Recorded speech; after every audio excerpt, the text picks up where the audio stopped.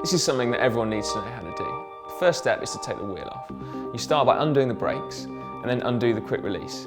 If it's the front wheel, you need to unwind the quick release slightly so that it clears the safety tabs at the bottom of the forks.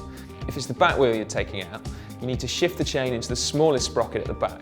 Make sure you pull the derailleur back out of the way so that the sprockets clear the jockey wheels when it drops out.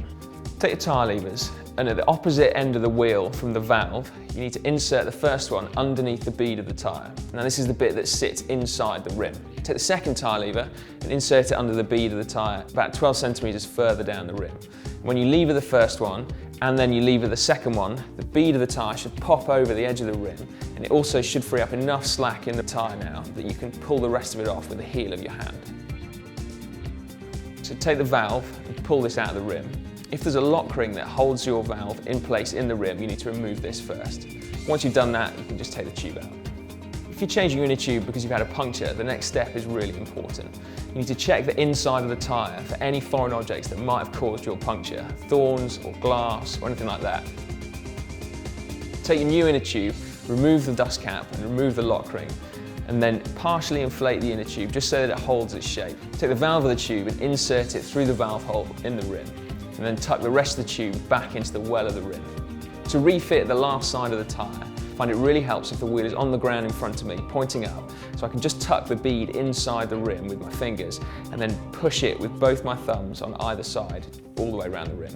Take the last bit of bead and insert your tyre lever very carefully underneath it, and then lever it so that the tyre just pops back inside the rim. You might need 2 or 3 tyre levers for this last little bit. Be really careful at this point because it's quite easy to pinch the inner tube with the tyre lever when you're doing this last stage. So just double check when you've got the tyre lever inserted before you start applying any pressure that the inner tube isn't caught here.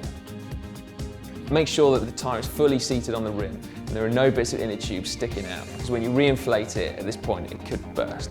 Put the wheel back in the frame and away you go. Just remember though that if it's the back wheel that you're doing, you need to pull the derailleur towards the back of the bike again, just so that it can clear the sprockets and the back wheel seats properly. Put your brakes back on and you're ready to go.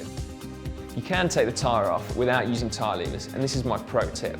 I take the wheel and put it in front of me, facing up, and I take my thumbs and I run it on the inside of the bead, trying to force any slack between the bead and the rim towards the bottom. And then I take this, hopefully there's enough there that it will clear the rim, and you can just pull it over with your fingers or your thumbs.